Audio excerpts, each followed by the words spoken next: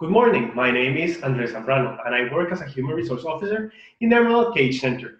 And I'm in charge of implementing and developing the learning program for Emerald in order to solve some of the issues identified. Learning and development programs are indispensable for organizations. This promotes expansion of knowledge, skills, and competencies in employees that lead organizations to be more agile, productive, and competitive. Organizations that adopt a learning culture have a high performance and attract and retain the best, highest skilled employees.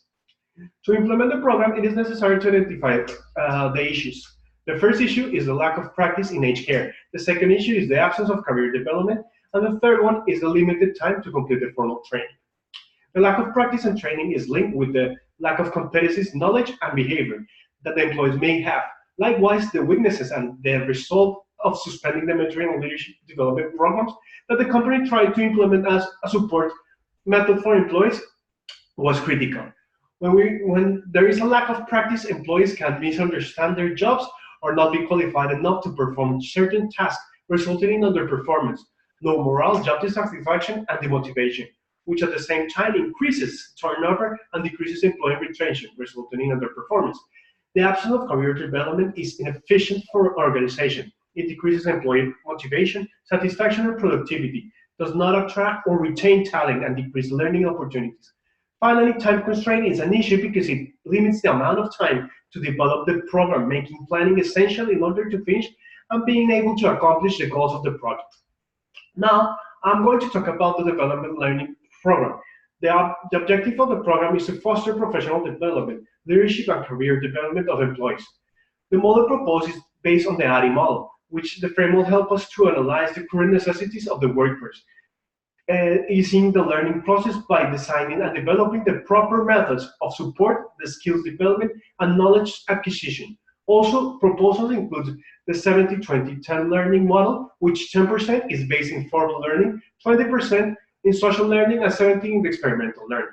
The model begins with planning by selecting the best training materials, content, and structuring the course, scheduling training sessions.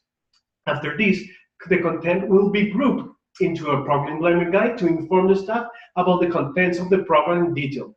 The schedule of the activities, the assessment and feedback, the outcomes that are expected after completing the program, and finally, the learning resources that are going to be used.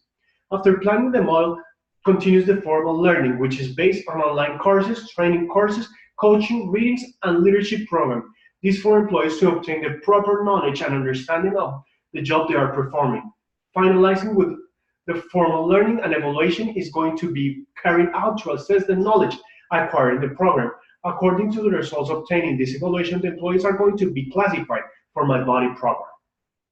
Furthermore, through the leadership program and career development, it is vital for the HR department to focus their attention in supporting the staff to develop career progress and teach them how to become self-directed learners. Employee careers presented a passive behavior in controlling their career, leaving it as a responsibility for the organization.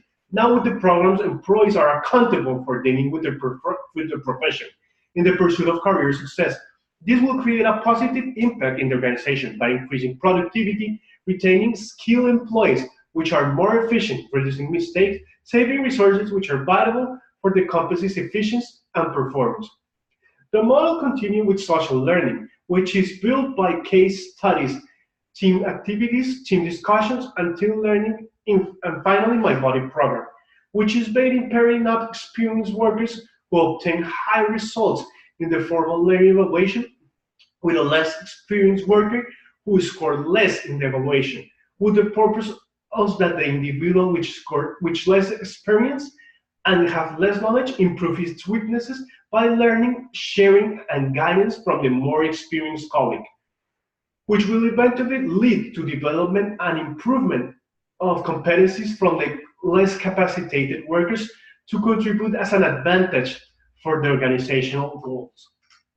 Following the program, we enter into experimental learning phase, which will develop daily, as long the course employees must face real-life working situations and challenges, which they have to cope effectively to prove their knowledge and learnings, improving skills and learning to deal with different situations as customers.